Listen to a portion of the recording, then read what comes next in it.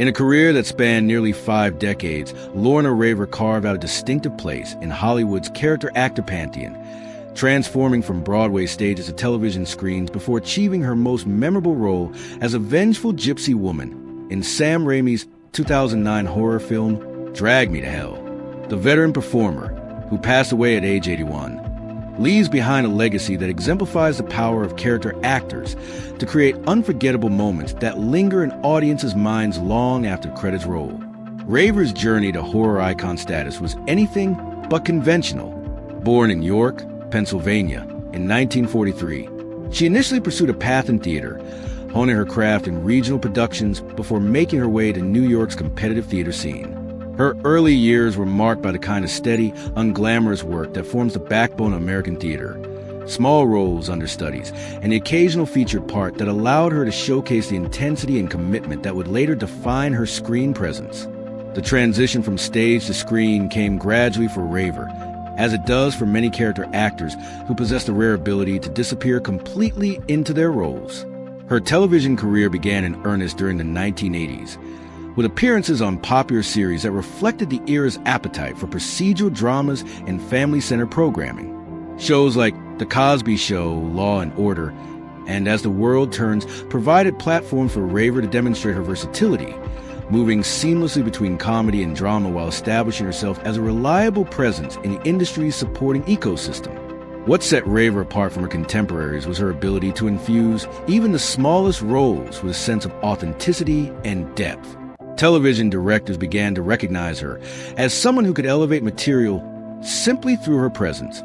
Whether she was playing concerned neighbor, a stern administrator, or any of the countless working-class women who populated the American television landscape during the network television boom of the 1980s and 1990s. Her film work during this period was equally steady if not spectacular, featuring appearances in pictures that range from independent productions to major studio releases. Movies like A Little Princess, You Got Mail, and The Manchurian Candidate remake showcase her ability to work alongside A-list talent while maintaining her own distinct screen presence.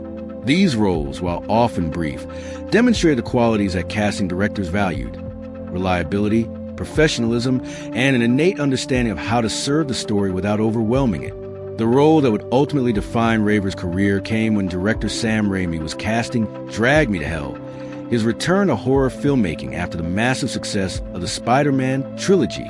Raimi needed an actress who could embody both vulnerability and menace, someone who could make audiences believe in the supernatural revenge plot that drives the film's narrative. In Raver, he found a performer who understood that the most effective horror comes not from obvious theatricality, but from a grounded sense of believability. As Mrs. Ganush, the elderly gypsy woman who places a curse on Alison Lohman's character after being denied a bank loan extension, Raver created one of modern horror's most memorable antagonists. Her performance balanced pathos and terror in ways that recalled the great character actors of classical Hollywood, performers who could generate sympathy and fear simultaneously. The role required extensive physical demands, including elaborate makeup and prosthetics, but Raver approached these challenges with the same professionalism that had characterized her entire career. The film's success brought Raver a level of recognition that had eluded her during her decades of steady work. Horror fans embraced her performance, and film critics praised her ability to anchor the movie's supernatural elements in emotional reality. Suddenly, after nearly 50 years in the business, Raver found herself being recognized on the street and invited to horror conventions where fans eager to meet the woman behind one of the genre's most effective recent villains celebrated her work. What made Raver's late career recognition particularly meaningful was how it illuminated the broader contributions of character actors to American entertainment. While leading performers often receive the lion's share of attention and accolades, it is frequently the supporting players who create the memorable moments that audiences carry with them. Raver's career exemplified this principle, demonstrating how consistent, committed work over decades can culminate in a single role that crystallizes everything an actor has learned about their craft.